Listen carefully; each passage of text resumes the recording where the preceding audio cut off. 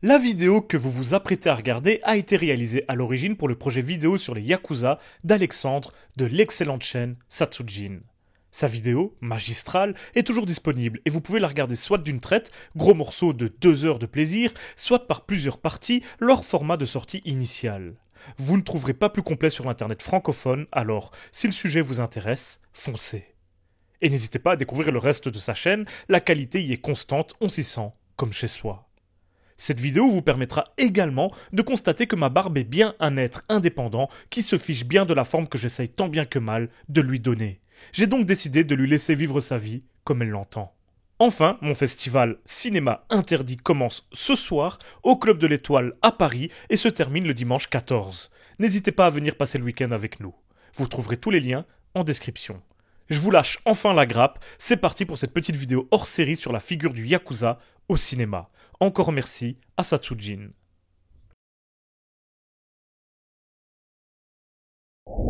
Bonsoir amis de l'horreur, et c'est un plaisir et un honneur pour moi que de vous retrouver sur la chaîne ô combien qualitative de ce cher Satsujin. Certains d'entre vous me connaissent peut-être grâce à mon amour pour le cinéma d'horreur, mais ce que beaucoup moins de gens savent, c'est que je suis un très grand amateur de Yakuza Eiga.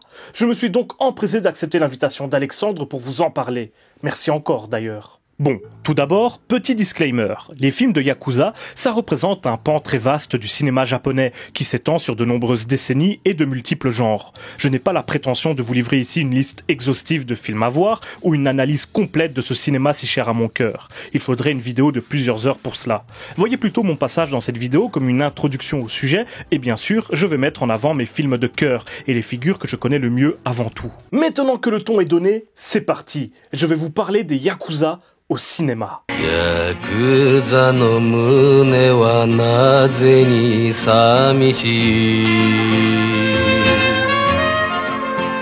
De façon générale, le gangster est une figure très importante du cinéma, et ce, peu importe le pays.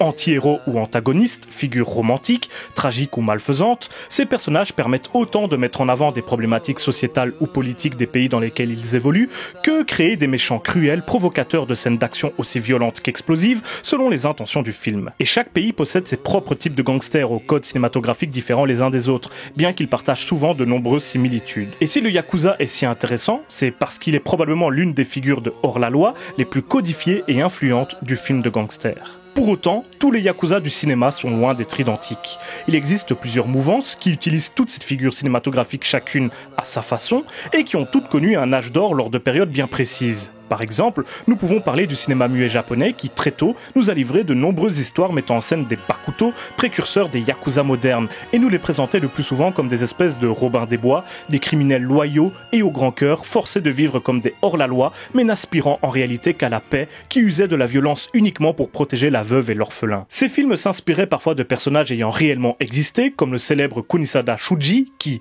bien qu'étant un bakuto, était réputé pour sa bonté et sa volonté de secourir les démunis. Je ne vais pas m'étendre sur ces films que je connais finalement assez peu et qui ne présentent en définitive pas de vrais Yakuza. Mais force est de constater que le Robin des Bois est bien une forme habituelle du gangster au cinéma lorsque l'on veut en faire un héros positif, sans peur et sans reproche. Nombreux sont les films occidentaux à avoir fait de même et c'est un fameux lissage par rapport à la réalité. Même si certaines véritables figures du banditisme sont parfois encore vues comme telles aujourd'hui. Il n'y a qu'à voir la façon dont certains présentent Pablo Escobar par exemple. Mais que ce soit dans la réalité ou dans les films, il s'agit bien souvent d'une façon très simpliste de décrire les personnages de gangsters, beaucoup trop idéalisés et trop peu nuancés. Mais bien sûr, les Yakuza furent employés de façon bien différente par la suite. Dans les années 50 et 60, deux grosses compagnies furent à l'origine de deux des courants majeurs du film de Yakuza, qui redevint populaire après la fin de l'occupation américaine. Pendant la guerre et l'occupation, le cinéma fut étroitement contrôlé et les Yakuza et autres bakuto disparurent quelques années des écrans. Ainsi, la légendaire Nikatsu s'inspira largement des films de gangsters populaires américains pour créer ce qu'on appelle aujourd'hui la Mukokuseki Action ou Borderless Action, ce qui a donné des sagas comme le Kenjo Boraicho ou les Wataridori et ont mis en avant de futures grandes stars et visages du film de Yakuza, à l'image de Joe Chichido, reconnaissable à ses pommettes transformées par la chirurgie esthétique et surtout à ses 300 rôles et plus dans des longs métrages.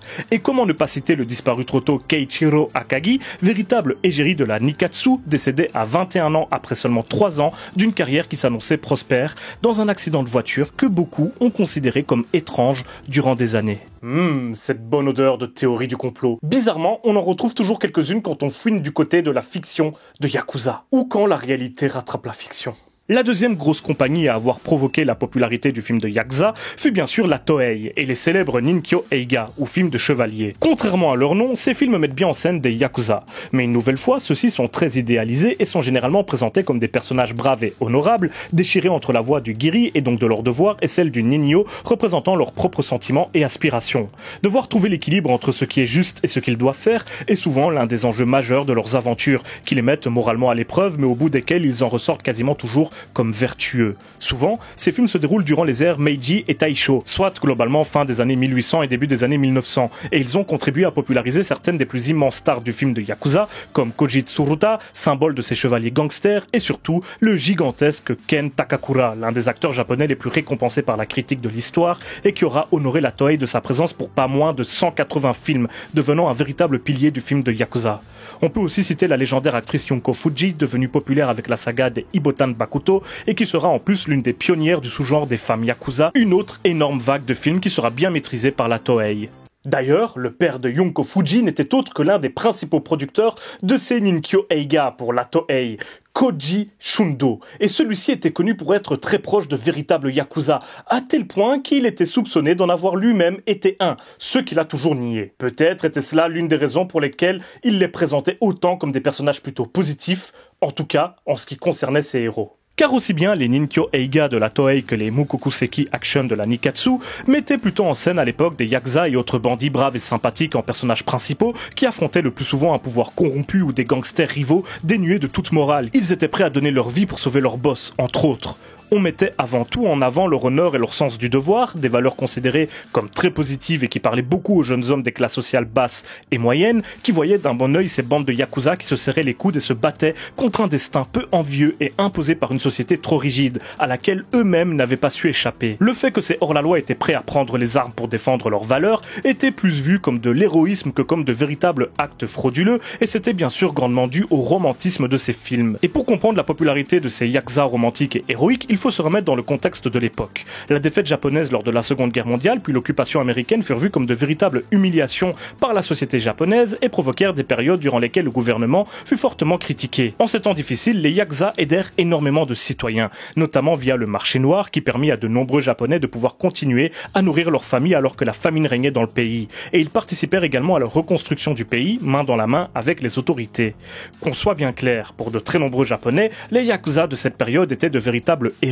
Le second point pour compléter ce contexte est que s'il y a une figure moderne qui appartient bien à 100% au cinéma japonais, c'est celle du Yakuza. Leur code d'honneur hérité entre autres des samouraïs, leurs apparences, leur patriotisme à toute épreuve, voire leur haine de l'Occident, en font à l'époque une quasi-fierté pour le citoyen nippon. Bien plus que le gouvernement, encore une fois. Toutes ces raisons ont causé une idéalisation plus ou moins générale des Yakuza, occultant bien souvent, ou plutôt faisant fermer les yeux sur leurs multiples activités criminelles, souvent bien moins héroïques que celles citées précédemment. Mais bien sûr, c'est âge d'or cinématographique pour l'admirable Yakuza, le gangster romantique qui force l'admiration du citoyen, qui représente même en quelque sorte le japonais typique avec son code hérité des samouraïs, un résistant en opposition à un Occident souvent diabolisé, devait prendre fin tôt ou tard à mesure que la défaite historique à la Seconde Guerre mondiale s'éloignait et que les actes des Yakuza horrifiaient de plus en plus la population via les médias.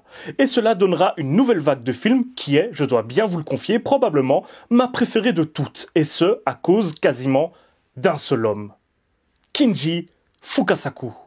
Mais laissez-moi vous expliquer tout cela. Cette vague, qui commencera après la retraite de Yunko Fuji au début des années 70 et qui marquera la fin définitive des Ninkyo Eiga, se nommera Jitsuroku Eiga, que l'on peut comprendre comme histoire réaliste. Et oui, vous l'aurez compris, ces films se veulent, au contraire des précédents, beaucoup plus proches de la réalité. Le Yakuza d'après-guerre y fait son apparition, beaucoup moins semblable au samouraï, car il troque son code d'honneur contre d'authentiques valeurs de bandits, telles que l'avidité, la brutalité, la grossièreté, la manipulation, et j'en passe.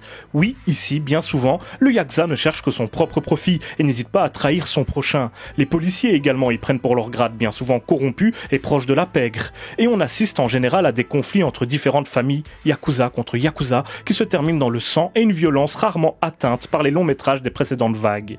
Ces films se veulent réalistes jusque dans leur forme, parfois presque proche de celle de documentaires, la plupart du temps filmés caméra à l'épaule au cœur de l'action et sont souvent adaptés de véritables histoires. Et le maître du Jitsuroku Eiga est sans contestation possible l'immense Kinji Fukasaku, surtout connu par le jeune public pour son chef-d'œuvre Battle Royale, mais qui pourtant s'est fait la main sur des dizaines de films de Yakuza et est cité comme inspiration majeure de bon nombre de cinéastes, à commencer par un certain Quentin Tarantino, chez qui on peut retrouver pas mal d'hommages aux films de Fukasaku. Par hommage, on peut également entendre emprunt.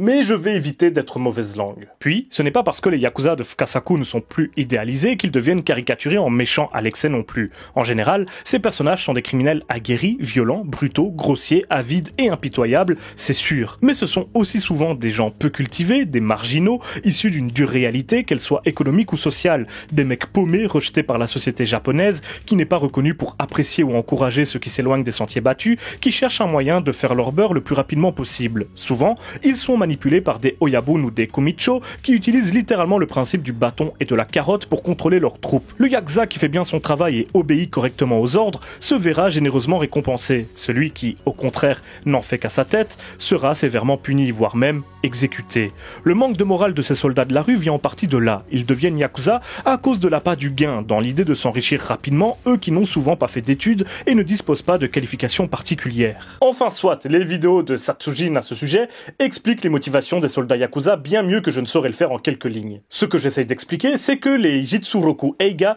ne cherchent pas à enjoliver ou assombrir le tableau, mais bien à le reproduire de façon fidèle autant que possible. Pour autant, les films de Fukasaku vous réserveront leur lot de scènes d'action dantesques, mais malgré cela, ces films, à l'image de ces personnages, sont profondément humains. Il n'est pas rare que ces plans soient uniquement composés d'une foule de policiers, de bandits ou même de kidam, qui se bousculent les uns les autres, qui grouillent de tous les côtés à l'écran. L'effet qui en résulte est une sorte de chaos furieux, une belle représentation de cette atmosphère d'après-guerre qui a vu le Japon considérablement grandir économiquement parlant, provoquant un essor qui a évidemment une grande responsabilité dans la montée de la criminalité et dans la croissance de certains clans yakuza. Encore une fois, pour de nombreux jeunes hommes laissés sur le carreau par ces changements rapides, devenir yakuza semblait être la voie du salut. Le traitement violent réservé aux femmes par les yakuza est également une caractéristique commune des films de Fukasaku, et pour cause, le milieu du banditisme japonais était effectivement très cruel avec elles. Pour ces bandits, les femmes sont juste un apparat, une marchandise ou une monnaie d'échange. Souvent, on les voit entrer en conflit avec leurs propres épouses, qu'ils trompent allègrement avec des travailleuses du sexe ou des filles perdues, attirées par leur puissance ou leur confiance en eux. D'une façon générale, ils ont ce comportement parce qu'ils estiment que tout leur est dû, que personne ne peut rien leur refuser, que leur statut de yakuza leur octroie tous les droits.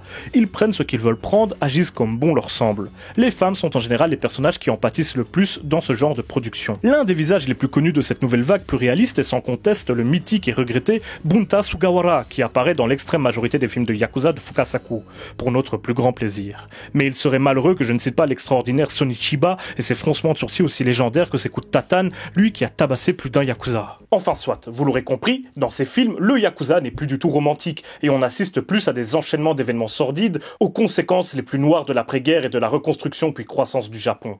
Les personnages principaux de ces films sont des anti-héros qui, bien souvent, meurent à la fin du film, tel Tony Montana dans Scarface, car l'un des messages principaux est « Être gangster, ça n'est pas glamour, ça n'est pas fun, ça n'est pas facile, et ça n'est pas cool ». Mais comme pour Tony Montana, c'est plus ou moins l'effet inverse qui en résulta.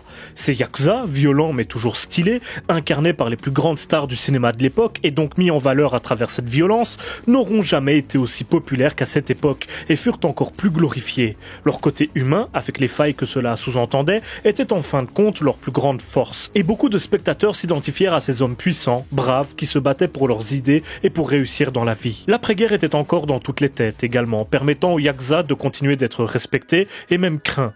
Deux caractéristiques que beaucoup leur enviaient sans forcément oser l'avouer.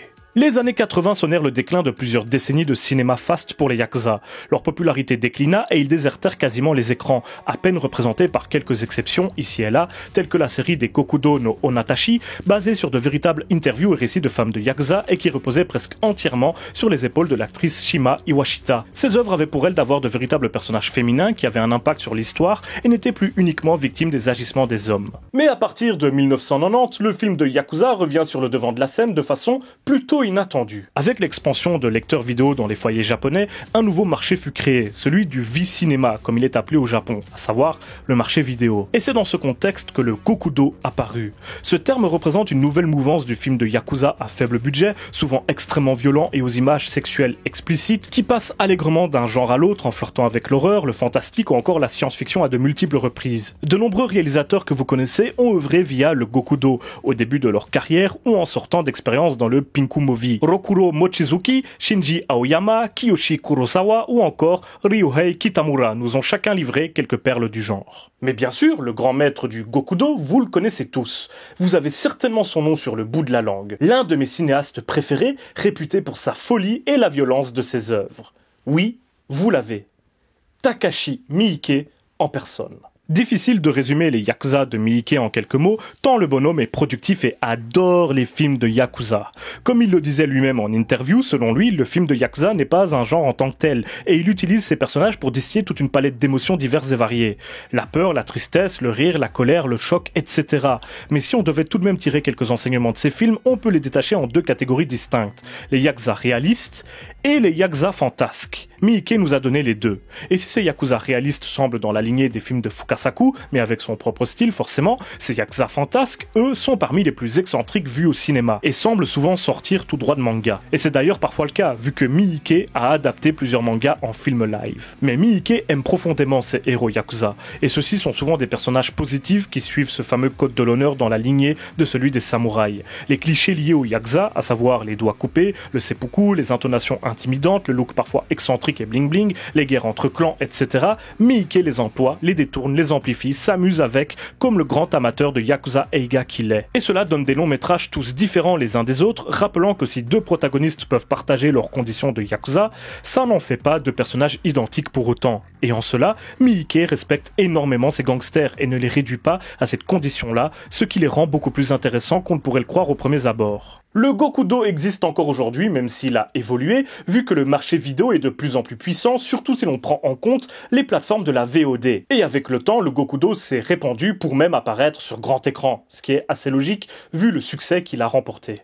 Et de ce fait, de nombreux autres réalisateurs ont touché au Yakuza, parfois de façon aussi excentrique que ce bon vieux Miike. Je suis obligé de parler des Sushi Typhoon et autres productions similaires, ces films dérivés du Gokudo qui lorgnent dangereusement du côté du fantastique et de l'horreur, au budget très limité et aux nombreuses séquences exagérément gore et pseudo-érotiques. Souvent, ces productions mettent en scène des Yakuza, même si la plupart du temps ce sont plutôt des personnages anecdotiques. Ici, c'est à nouveau un aspect manga qui est utilisé, et on est plus dans de la caricature ou de la parodie, puisqu'on utilise surtout les clichés liés à la figure du Yakuza qu'on emploie alors sans vergogne. Tout aussi fun sans pour autant être autant dans le n'importe quoi, ce cher Sonotion a lui aussi proposé quelques personnages de Yakuza mémorables et hauts en couleur. Mais chez lui, ce n'est pas tant une obsession pour la figure du gangster que pour celle du marginal, celui qui marche en dehors des passages cloutés, en bordure de la société, qui fascine littéralement le cinéaste. Des personnages libres, chacun à leur façon, parsèment son cinéma si particulier et indescriptible, et il n'est guère étonnant que certains parmi eux soient des Yakuza. Ceci dit, aucun n'est similaire au précédent et ses œuvres sont difficilement réductibles à de simples Yakuza Eiga. Chez Sono, le Yakuza est juste une représentation de protagoniste marginal comme une autre, voire même une figure d'autorité corrompue qui fascine de par l'impact qu'elle a sur les citoyens ordinaires. D'autres de ces personnages qui ne sont pas réellement des Yakuza en tant que tels, nous les rappellerons forcément de par leur comportement. Mais de nos jours, celui qui est considéré par beaucoup comme le digne héritier de Fukasaku, au point d'avoir même joué dans son tout dernier film, le véritable patron du Yakuza Eiga moderne, c'est bien sûr Monsieur Takeshi Beat Kitano, dont je suis obligé de parler dans cette vidéo, et ça me fait extrêmement plaisir. Si je dis que Kitano est le digne héritier de Fukasaku, c'est surtout parce que de tous les cinéastes actuels, c'est probablement à lui qu'on pense quand on parle de Yakuza au cinéma. Mais en soi, ces gangsters à lui sont très différents. Kitano a de la tendresse pour ses Yakuza, même lorsqu'il les dépeint et met en scène de façon extrêmement réaliste et violente. Lui non plus ne souhaite pas les réduire à leurs conditions de gangsters, de hors-la-loi, et décide plutôt de nous livrer des œuvres poétiques, voire philosophiques, sur la société japonaise, le bien et le mal, les marginaux qui choisissent des voies différentes. Loin de l'excentricité et la folie de Sion et Miike, Kitano dépeint ses Yakuza avant tout comme des êtres humains, veut que l'on s'attache à eux, qu'on se prenne d'affection pour eux, et ce malgré leurs dérives et leurs actes répréhensibles. Comme Fukasaku, il remet leurs agissements dans un contexte historique, sociétal et culturel, et s'attaque autant au monde souterrain de la criminalité qu'à la corruption des forces de l'ordre ou du monde politique. Il décrit le Japon de son époque, celui dont il est témoin, à travers les actes de ses yakuza. Un Japon dur, sombre, mais également poétique et attachant. Du grand cinéma, tout simplement. Et depuis les années 90, on peut retrouver un paquet de comédiens voguant d'un cinéaste à l'autre qui ont interprété de nombreux yakuza. Citons donc de grands noms comme ceux de Yun Kuninura, Susumu Terajima, Denden, l'énormissime Kipei Chima, Kenichi Endo, Riki Takeuchi et bien sûr Kitano lui-même. Et j'aurais pu terminer mon passage vidéo ici, mais il serait idiot d'ignorer l'influence que la figure du yakuza a eue sur le cinéma occidental lui-même, au point de devenir une figure du cinéma international avec le temps. Et ça n'est pas étonnant car, comme on l'a vu, il y a tellement de codes extrêmement spécifiques liés aux gangsters japonais, fascinants autant pour les spectateurs que pour les scénaristes, qu'il aurait été étonnant de ne pas voir débarquer des yakuza dans nos propres productions. Par contre, en termes de qualité ou de fidélité, on repassera dans la plupart des cas. Les clichés, authentiques ou pas, liés à la figure du yakuza ont la dent si dure qu'ils prennent souvent le pas sur toute véritable écriture et caractérisation de personnages dans les productions occidentales. Sont mis en avant l'honneur sans faille des yakuza, leurs amitiés indéfectibles, le respect qu'ils vouent aux alliances et aux contrats, leur façon de s'excuser lorsqu'ils commettent des fautes, leur façon de s'exprimer ou de s'habiller, d'ailleurs, ils ont souvent des accents asiatiques très prononcés et ridicules, etc. Ainsi, il est plus drôle qu'autre chose de voir Viggo Mortensen faire mumuse avec de pseudo-yakuza dans American Yakuza, le premier volet d'une trilogie au titre qui veut déjà tout dire, et les efforts réalisés pour présenter un clan yakuza crédible dans Wolverine, le combat de l'immortel, même s'il reste très cliché, mais il est plutôt affligeant de constater à quoi il ressemble dans Wasabi, ou pire, dans Piège au soleil levant, avec un certain Steven Seagal. Souvent, dans ces films, les yakuza font juste office d'ennemis un petit peu exotiques, un groupe de criminels avec ses propres codes, comme le serait un cartel de la drogue mexicain, un escadron de la mort africain ou encore une famille de mafieux siciliens. On est dans de la pure caricature, parfois presque insultante. Mais cela ne veut pas dire qu'il n'y a pas eu de bons films occidentaux sur les yakuza. Pour n'en citer que quelques-uns, Black Rain de Ridley Scott voyait 2 flics américains débarquer à Tokyo et commencer une véritable guerre contre un clan puissant et cruel. On a Crying Freeman de Christophe Gans, qui est un authentique film de yakuza coproduit par le Japon, la France, les États-Unis et le Canada, de Raid 2 qui voit ses gangsters indonésiens opérer sur un territoire partagé avec de solides yakuza, ou bien sûr Aniki de Kitano lui-même, qui est une coproduction américano-japonaise et qui est une pure merveille. Et tout cela, c'est sans compter sur les œuvres dans lesquelles apparaissent un unique yakuza représentant d'un pan entier du cinéma international, finalement. Voilà pour mon humble rétrospective sur la figure du yakuza au cinéma qui, à nouveau, ne représente qu'un grain de sable comparé à l'immensité du sujet qui me dépasse complètement. J'aurais pu vous parler du Pinku Movie, du Woman in Prison, de Zatoichi, ou plus en détail d'adaptations de manga, etc. J'aurais pu explorer plus en profondeur la signification de la figure du yakuza, comme par exemple en démontrant qu'il s'agit bien souvent d'une représentation de l'évolution du Japon et de ses mœurs et codes. Car oui, à travers l'évolution du Yakuza Eiga, on peut comprendre certaines évolutions traversées par le pays lui-même. Cela peut faire l'objet de futures vidéos, pourquoi pas. J'ai bien sûr plutôt mis mes propres références en avant, mais si vous commencez seulement à vous intéresser au sujet, vous devriez avoir une belle liste de films à regarder désormais. Et je compte sur vous pour vous y intéresser. Les Yakuza n'ont jamais eu autant d'amour à donner que lorsque le cinéma s'est intéressé à eux. Et bien sûr, merci encore à Satsujin de m'avoir laissé l'immense honneur d'apparaître sur sa chaîne. Dans 1 ou 2 ans, quand il aura 500 000 abonnés, je pourrais dire que j'étais là au tout début. Tout comme vous, d'ailleurs. On se retrouve très bientôt pour d'autres histoires sanglantes de cinéma, mais d'ici là, surtout n'oubliez pas, si vous avez peur, c'est que vous êtes toujours en vie. Merci beaucoup Az, et c'est un honneur pour moi de t'avoir dans cette vidéo.